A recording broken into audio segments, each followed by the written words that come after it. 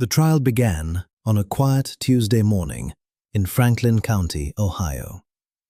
At the defense table sat 79-year-old Harold Witam, a man who appeared more amused than afraid. He laughed during testimony. He shook his head at the prosecutors, and every time the cameras pointed in his direction, he smiled. For Witam, this wasn't justice. It was an act. Prosecutors claimed Witam had murdered his wife in their own home. But the official charge sounded far less severe: manslaughter, after what he described as a tragic fall. Witam insisted it was an accident. And to the jury, he looked like a frail old man who had simply lost his balance while helping his wife down the stairs. But investigators knew something the courtroom didn't yet. Because hidden inside the evidence file was a single recording. A 911 call placed just moments after the incident. A call Witam believed had ended. But the recording kept going. And what the jury would eventually hear would destroy everything. By the time Judge Eleanor Whitaker spoke Harold Witam's name for the final time, the performance would be over. The arraignment took place 3 weeks before the trial. Harold Witam entered the courtroom in an orange jumpsuit with a white undershirt visible at the collar. He moved slowly, using a cane to navigate the short walk from the holding area to the defense table. His attorney, a middle-aged public defender named Robert Kavanaugh, stood beside him as the charges were read. The clerk's voice echoed through the nearly empty courtroom. Manslaughter in the death of Margaret Whitcomb. The defendant is accused of causing the death of his wife through reckless conduct on the evening of March 14th. Whitcomb chuckled softly. The sound was quiet, but unmistakable. Judge Whitaker's eyes flicked toward him. She was a woman in her late 50s, with sharp features and no tolerance for courtroom theatrics. She had presided over Franklin County for nearly 2 decades and had seen every kind of defendant. Whitcomb's casual demeanor immediately set her on edge. "Mr. Whitcomb," the judge said evenly, "do you understand the charges against you?" He nodded slowly, still smiling. "I do, Your Honor. And I also understand how ridiculous this whole thing is." Kavanaugh winced and leaned toward his client, whispering urgently. Whitcomb ignored him. The judge made a note and asked for the plea. "Not guilty," Kavanaugh said quickly. "Absolutely not guilty." After the hearing, Whitcomb was escorted back into the holding area. Reporters clustered outside the courthouse, waiting for comment. Kavanaugh tried to hurry past them, but Whitcomb stopped and turned toward the cameras. He grinned broadly. "This is all a big misunderstanding," he said cheerfully. "My wife fell. I tried to help her. That's it. That's the whole story. They're trying to make me into some kind of monster, and it's just not true." Kavanaugh grabbed his elbow and pulled him away before he could say more. Inside the courthouse corridor, the attorney rounded on him. "You cannot talk to the press," he hissed. "Do you understand me? You cannot make statements like that." Whitcomb shrugged. "I'm just telling the truth." The prosecutor assigned to the case was a woman named Linda Marsh. She was in her early 40s, with a reputation for meticulous preparation and an almost obsessive attention to detail. She had reviewed the police report a dozen times before the arraignment, and each time she read it, something felt wrong. The timeline didn't add up. The injuries didn't match Whitcomb's story, and most troubling of all, Whitcomb had waited nearly 20 minutes before calling for help. Marsh sat in her office the evening after the arraignment and spread the case file across her desk. Photographs of the crime scene showed Margaret Whitcomb lying at the bottom of the basement stairs. Her body was twisted at an unnatural angle. Blood pooled beneath her head. The stairs themselves were narrow and steep. Marsh studied the pictures closely. The position of the body suggested Margaret had fallen forward, tumbling down the stairs head first. But the injuries told a different story. The medical examiner's preliminary report noted severe bruising on her upper back and shoulders. The pattern was inconsistent with a simple fall. It looked like she had been pushed. Marsh picked up the phone and called Detective Marcus Hale. He answered on the second ring. "We need to dig deeper," she said without preamble. "I think there's more here." Hale had been thinking the same thing. He was a veteran investigator with nearly 30 years on the force. He had worked hundreds of cases, and his instincts were rarely wrong. The Whitcomb case bothered him from the beginning. "I already started looking into the financials," Hale said. "There's a life insurance policy, taken out 3 months ago." "How much?" $750,000. Marsh felt a chill run down her spine. "That's motive. That's serious motive." Hale continued, "And here's the thing. Whitcomb was the one who initiated the policy increase. Margaret didn't even know about it until after it was done." Marsh made notes as he spoke. "What about the 911 call?" "We have the recording," Hale said, "but there's something odd about it. The call lasts longer than Whitcomb probably realized. I think we need to listen to the whole thing." "Send it to me," Marsh said. "I want to hear every second." The trial began on a cold morning in late April. The courtroom was packed with spectators, journalists, and members of Margaret Whitcomb's family. Her daughter, a woman in her early 50s named Catherine, sat in the front row behind the prosecution table. Her eyes were red and swollen. She hadn't slept well in weeks. Harold Witam entered the courtroom in his orange jumpsuit and white undershirt. He walked slowly to the defense table, leaning heavily on his cane. But despite the frail appearance, there was something theatrical about his movements. He paused to smile at the cameras. He nodded politely to the jury. He even waved slightly to someone in the gallery. Kavanaugh looked mortified. Judge Whitaker called the court to order, and the prosecution began its opening statement. Linda Marsh stood and addressed the jury with calm authority. She was dressed in a dark blue suit, her hair pulled back in a tight bun. She spoke clearly and without notes. "Ladies and gentlemen," she began, "the defense will tell you this case is about a tragic accident. They will tell you Harold Witam loved his wife. They will tell you he tried to save her. But the evidence will show you something very different. The evidence will show you that on the night of March 14th, Harold Witam deliberately pushed his wife down a flight of stairs. He watched her fall. He waited while she died.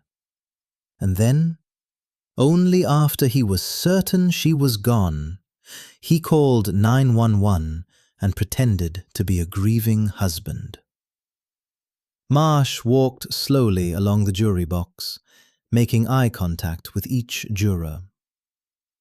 "This was not an accident," she continued.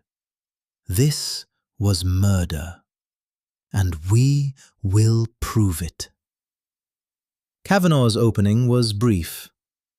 He painted a picture of an elderly couple who had been married for 53 years. He described Harold as a devoted husband who had spent decades caring for Margaret. He acknowledged that the death was tragic, but insisted it was nothing more than a terrible accident. "My client is 79 years old," Kavanaugh said. "He uses a cane. He has arthritis in both knees. The idea that he could overpower his wife and push her down the stairs is absurd. What happened that night was a tragedy, but it was not a crime." The first witness called by the prosecution was a neighbor named Diane Peterson. She was a woman in her 60s who had lived next door to the Whitcombs for nearly 20 years. Marsh asked her to describe her relationship with the couple. "I knew them both very well," Diane said. "Margaret and I were close friends. We had coffee together almost every week." "And what was your impression of their marriage?" Diane hesitated. She glanced at Harold Witam, who was watching her with a faint smile. "They seemed fine," she said slowly. "Harold always seemed very caring. He would help her with groceries. He would hold the door for her. From the outside, they looked like a happy couple." "Did Margaret ever express any concerns to you about her husband?" Kavanaugh stood immediately.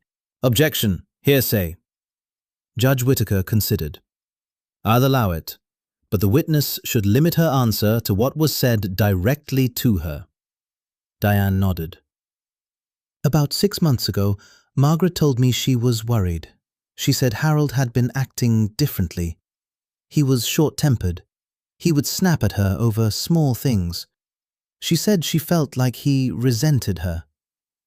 "Did she say why she thought that?" "She thought it had something to do with money. She said Harold had been making financial decisions without telling her." Marsh thanked the witness and sat down. Kavanaugh stood for cross-examination. "Mrs. Peterson," he said gently, "you said the Whitcombs looked like a happy couple from the outside, correct?" "Yes." "And you never personally witnessed any violence or abuse?" "No." "So everything you just told us is based on things Margaret said to you, not things you saw yourself?" "That's correct." No further questions. The second day of trial began with testimony from Detective Marcus Hale. He was a tall man with graying hair and a no-nonsense demeanor. Marsh walked him through the investigation step by step. "Detective Hale, can you describe what you found when you arrived at the Whitcomb residence on the night of March 14th? Hale nodded. "We received the call at approximately 9:47 in the evening. When we arrived, paramedics were already on the scene. Margaret Whitcomb was pronounced dead at 9:52. Her body was at the bottom of the basement stairs. What did you observe about the scene?"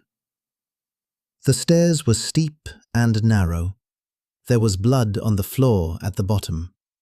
Margaret's body showed significant trauma to the head and neck." "And where was Harold Whitcomb when you arrived?" "He was sitting in the living room. He appeared calm. He told us he had tried to help his wife down the stairs, and she had slipped." "Did anything about his statement concern you?" Hale paused. "Yes. The timeline didn't make sense. Phone records showed that Whitcomb had been in the house for at least 20 minutes before calling 911. When we asked him why he waited, he said he wasn't sure. He said he was in shock." Marsh moved on to the financial evidence. "Did you investigate the Whitcombs' financial situation?" "Yes. We discovered that 3 months before Margaret's death, Harold had increased the life insurance policy on her. The new policy was worth $750,000. "Who was the beneficiary?" "Harold Whitcomb." Marsh let that hang in the air for a moment before continuing. "Did Harold tell Margaret about this policy increase?" According to Margaret's daughter, she didn't know about it until after it was done. Kavanaugh's cross-examination focused on reasonable doubt. Detective Hale, is it illegal to increase a life insurance policy on your spouse? No. And is it possible that Harold Witam simply wanted to make sure his wife was adequately covered? It's possible. You said Witam appeared calm when you arrived. Is it possible he was in shock? Yes, that's possible. No further questions. The prosecution's case continued to build over the next several days.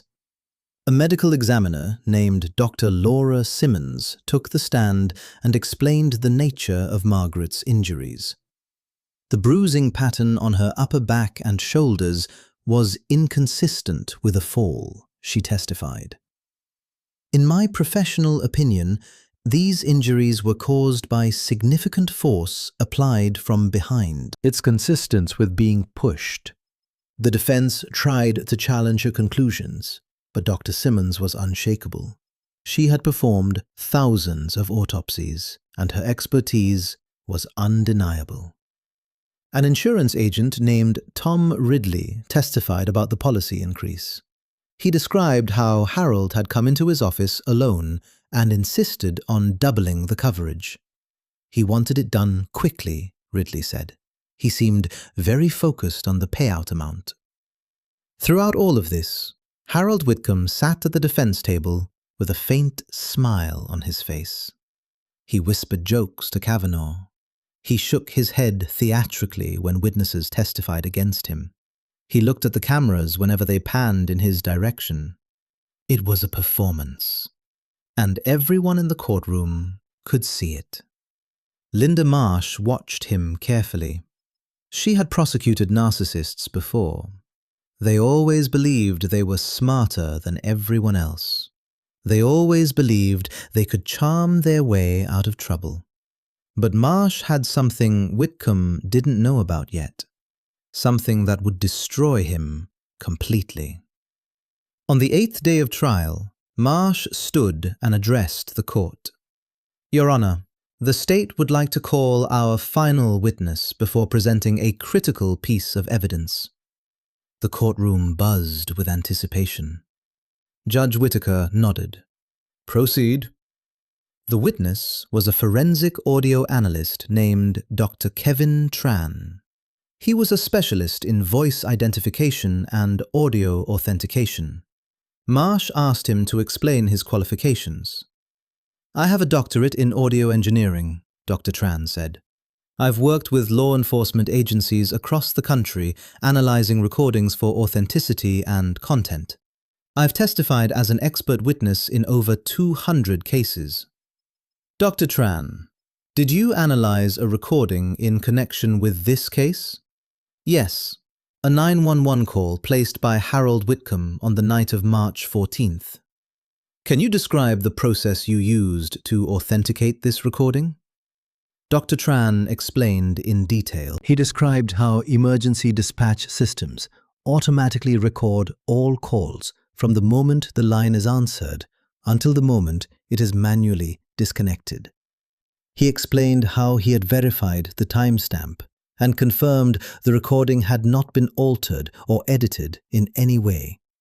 And did you perform a voice analysis to confirm the identity of the caller? Yes. I compared the voice on the recording to known samples of Harold Witam's voice. The match was conclusive. It is definitely him. Marsh paused. Dr. Tran, is there anything unusual about this particular recording? Yes. The call is longer than the caller probably realized. What do you mean? The emergency operator believed the call had ended and the line had been disconnected. But the system continued recording for another 45 seconds. The courtroom fell silent. Every eye was on Dr. Tran. And what is heard during those 45 seconds? Dr. Tran glanced at his notes. The caller can be heard moving around. There is rustling. And then there is a clear, audible statement. What does the statement say? That should do it. Finally done with her. The gallery erupted. People gasped. Catherine Whitcomb began to cry. Harold Whitcomb's smile finally disappeared. His face went pale. He leaned toward Kavanaugh and whispered urgently. Kavanaugh looked stricken. Judge Whittaker banged her gavel. Order! Order in this court! Marsh turned to the judge. Your Honor, the state would like to play the full recording for the jury. Kavanaugh stood shakily. Objection! This is highly prejudicial. Judge Whittaker looked at him coolly. Overruled. The jury has a right to hear the evidence. Marsh walked to the evidence table and picked up a small audio player. She connected it to the courtroom's speaker system. The room was completely silent. You could hear people breathing. The recording began with a crackle. Then Harold Whitcomb's voice, trembling and panicked. 911, what's your emergency? My wife. She fell. She fell down the stairs. I need help. Sir, stay calm. Where are you located? We're at 412 Maple Street. Is your wife breathing? I don't know. She's not moving. Sir, I need you to check for a pulse. Can you do that? The sound of movement. Heavy breathing. A long pause. Sir, are you there? Yes, I'm here. She's not breathing. I think she's gone. Help is on the way, sir. Stay on the line with me. Can you tell me what happened? We were going down to the basement. She slipped. I tried to catch her, but I couldn't. She just fell. Okay, sir. The paramedics are 2 minutes away. Just stay calm. There was silence for a moment. Then the operator's voice again. Sir? No response. More silence. The operator must have assumed he had walked away or the line had dropped. But the recording continued. There was a rustling sound, footsteps. Then Harold Whitcomb's voice, clear as day, calm, cold. That should do it. Finally done with her. The courtroom exploded. People shouted. Catherine Whitcomb screamed. Judge Whittaker banged her gavel repeatedly. Marsh stopped the recording and stood silently, letting the moment sink in. Harold Whitcomb sat frozen at the defense table. His mouth hung open. His hands trembled. All the arrogance, all the smirking confidence drained from his face in an instant. Kavanaugh put his head in his hands. Order, Judge Whittaker shouted. I will clear this courtroom if necessary. Slowly, the noise subsided. The judge turned to the jury. Ladies and gentlemen, you have heard the recording. It is admitted into evidence as Exhibit 42. Marsh walked back to her table and sat down. She didn't need to say anything else. The evidence spoke for itself. The defense had no rebuttal. Kavanaugh called no witnesses. There was nothing he could say. The recording was undeniable. It was Harold Whitcomb's voice. It was recorded moments after he reported his wife's death, and it was a confession. The trial moved quickly to closing arguments. Kavanaugh did his best. He argued that the statement was ambiguous, that it could be interpreted in different ways, but his heart wasn't in it. Even he knew it was over. Marsh's closing was brief and devastating. She stood before the jury and spoke with quiet intensity. You heard his voice, she said. You heard what he said when he thought no one was listening. That should do it. Finally done with her. Those are not the words of a grieving husband. Those are the words of a murderer. She paused. Harold Witam killed his wife for money. He pushed her down the stairs. He waited while she died. And then he called 911 and pretended to be devastated. But he made one mistake. He didn't realize the recording was still running. And that recording has given Margaret Witam a voice from beyond the grave. It has told us the truth. Marsh looked each juror in the eye. I am asking you to deliver justice for Margaret. Find this man guilty of murder. The jury deliberated for less than 3 hours. When they returned, the four-persons stood and delivered the verdict. We find the defendant, Harold Witam, guilty of murder in the first degree. Harold Witam slumped in his chair. His face was blank. All the theatrics were gone. Sentencing was scheduled for the following week. On the day of sentencing, the courtroom was even more crowded than before. News of the 911 recording had spread across the country. The case had become a media sensation. Harold Witam was brought into the courtroom in his orange jumpsuit and white undershirt. He no longer smiled. He no longer waved at cameras. He looked like a broken man. Judge Whitaker asked if anyone wished to make a victim impact statement. Catherine Whitcomb stood. She walked slowly to the podium and faced the judge. Her voice shook as she spoke. "My mother was a kind and gentle woman," she began. "She spent her entire life taking care of others. She raised 3 children. She volunteered at the church. She never hurt anyone." Catherine turned to look at her father. "And this man," she said, her voice breaking, "this man who promised to love and protect her, he killed her for money." She wiped tears from her eyes. "My mother was terrified in the months before she died. She told me she didn't feel safe in her own home. And I didn't believe her. I thought she was being dramatic. I thought my father would never hurt her." Catherine's voice grew stronger. But I was wrong. And now my mother is gone. And I have to live with the fact that I didn't protect her when she needed me. She looked back at the judge. "I'm asking you to give him the maximum sentence. He doesn't deserve mercy. He didn't show my mother any mercy." Catherine sat down, sobbing. Judge Whitaker waited until the courtroom was quiet. Then she turned her attention to Harold Witam. "Mr. Witam," she said, "stand."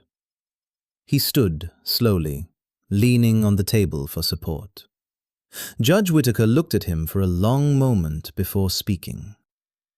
"Throughout this trial," she began, "this court has witnessed a performance. You laughed during testimony. You smirked at witnesses. You treated this courtroom as if it were a stage and you were the star." Her voice was cold and measured. "But the recording we heard, the recording of your own voice, revealed the truth. You are not a grieving husband. You are not a victim of circumstance. You are a murderer." She leaned forward slightly. "You killed your wife, Margaret, in cold blood. You pushed her down a flight of stairs and you watched her die. And then, when you thought no one could hear you, you said the words that will haunt this courtroom forever. That should do it. Finally done with her." Judge Whitaker paused, letting the words hang in the air. "Those words reveal who you truly are. A man so consumed by greed that you were willing to kill the woman you promised to love and cherish. A man so arrogant that you believed you could get away with it. The judge's voice grew harder. You showed no remorse. Even after you were arrested, even after the evidence mounted against you, you continued to perform. You continued to lie. You disrespected this court. You disrespected the memory of your wife. And you disrespected every person who came here seeking justice. She shook her head slowly. But your performance is over, Mr. Witam. The jury saw through it. This court sees through it. And history will see through it. Judge Whitaker picked up a document from her desk. You have been found guilty of murder in the first degree. The law allows me discretion in sentencing. But in this case, there is no question in my mind about what justice requires. Harold Witam began to shake. His knees buckled slightly, and Kavanaugh reached out to steady him. It is the judgment of this court, Judge Whitaker said, that you be sentenced to life imprisonment without the possibility of parole. You will spend the rest of your days in a prison cell with nothing but the memory of what you have done. Witam let out a choked sob. His face crumpled. He tried to speak, but no words came out.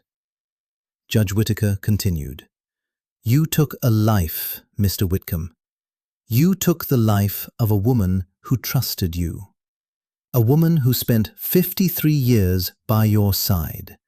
And you did it for money. There is no punishment severe enough for what you have done. But I can ensure that you will never harm anyone else again. She banged her gavel. This court is adjourned. Two bailiffs stepped forward and took Harold Witam by the arms. He didn't resist. He could barely stand. As they led him toward the door, he glanced back at the gallery. His eyes found Catherine. She stared back at him with a look of pure contempt. The doors closed behind him with a heavy thud. The courtroom remained silent for several moments. Then, slowly, people began to stand and file out. Catherine Witam sat alone in the front row, crying quietly. Linda Marsh walked over and placed a hand on her shoulder. He'll never hurt anyone again, Marsh said softly. Catherine nodded, but didn't look up. Outside the courthouse, reporters swarmed. Marsh gave a brief statement praising the jury and the investigators who had worked tirelessly on the case. She mentioned the 911 recording and how critical it had been in securing the conviction. This case is a reminder that the truth always comes to light, she said. Harold Witam believed he could commit murder and get away with it. But one recording, one moment when he thought no one was listening, revealed everything. Detective Hale stood beside her. He had worked hundreds of cases in his career, but this one would stay with him. The look on Whitcomb's face when the recording played. The way his entire performance collapsed in an instant. It was a moment of pure, undeniable justice. In the weeks that followed, the case became a national story. The recording was played on news programs across the country. Legal experts analyzed the case. Domestic violence advocates used it as an example of how abusers often hide behind charm and respectability. Harold Witam was transferred to a maximum security prison. He was placed in general population. Other inmates knew who he was and what he had done. He kept to himself, spending most of his time in his cell. Catherine Witam attended a support group for families of murder victims. She struggled with guilt and grief, but slowly she began to heal. She started a foundation in her mother's name to help victims of domestic violence. Margaret Whitcomb's grave became a place of reflection. Catherine visited often, bringing flowers and sitting quietly in the grass. She would talk to her mother, telling her about the trial, about the sentence, about the justice that had finally been served. One afternoon, several months after the sentencing, Catherine sat by the grave and spoke aloud. "We got him, Mum," she said quietly. "He can't hurt anyone anymore." The wind rustled through the trees. Somewhere in the distance, a bird sang. Catherine wiped her eyes and stood. She looked at the headstone one last time before walking away. Meanwhile, in his prison cell, Harold Witam lay on his bunk and stared at the ceiling. The performance was over. The cameras were gone. The smiles and the charm had been stripped away. All that remained was the truth. And the truth was that he was a murderer. He would spend the rest of his life behind bars, haunted by his own voice. That should do it. Finally done with her. Those words played in his mind on an endless loop. They would follow him for the rest of his days. Judge Eleanor Whitaker returned to her chambers after the sentencing and sat at her desk. She had delivered many sentences in her career, but this one felt particularly significant. The arrogance of the defendant, the coldness of the crime, and the undeniable power of the evidence.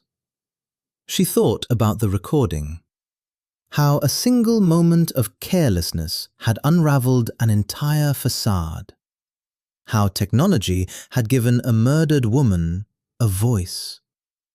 It was a reminder that justice, though sometimes slow, was often inevitable.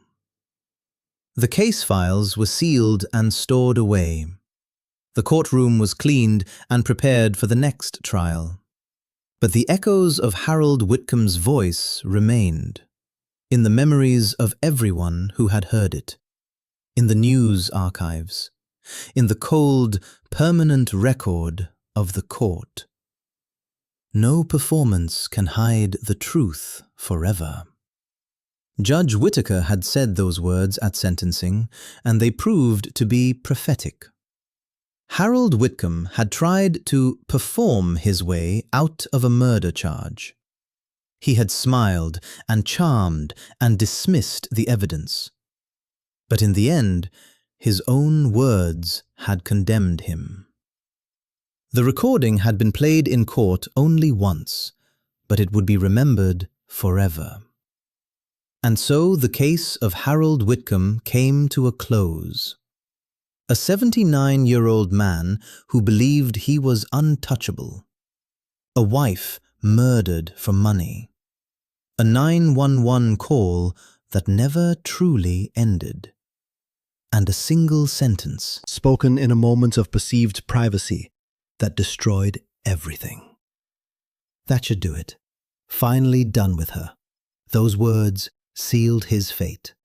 And they served as a chilling reminder that in the digital age, nothing is ever truly private. Every word can be recorded, every action can be traced, and every lie will eventually be exposed. Harold Whitcomb would spend the rest of his life in prison, replaying that moment in his mind. The moment he thought he had gotten away with murder. The moment he let his guard down. The moment he spoke the truth. And in that truth, justice was finally served.